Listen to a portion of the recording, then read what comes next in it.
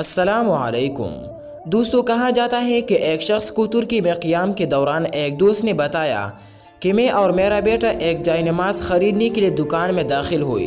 سب سے اچھی اور اچوتی جو جائے نماز ہمیں پسند آئی اسے ہم سے پہلے ایک گاہک اٹھائی کھڑا تھا۔ گاہک قیمت میں کچھ کمی اور رعایت چاہتا تھا، جبکہ دکاندار اپنے بتائی ہوئی قیمت پر ہی کھڑا تھا۔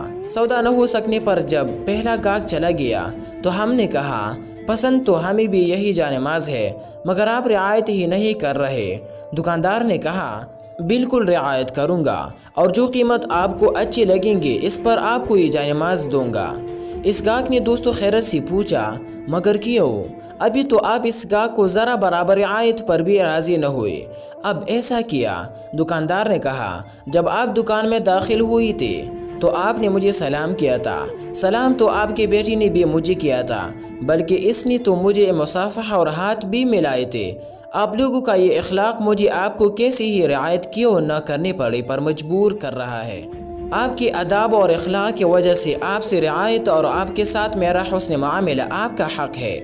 یاد رکھنے والی بات یہ ہے کہ لوگوں کے مرتبے ان کی اخلاق کی وجہ سے بلند ہوا کرتے ہیں، بلکہ لوگ تو یوں بھی کہتے ہیں کہ اخلاق بھی رزق کی طرح کی ملی ہوئی دولت ہوتی ہے، اور اس اخلاق میں کوئی غنی ہوتا ہے تو کوئی بے حال فقیر۔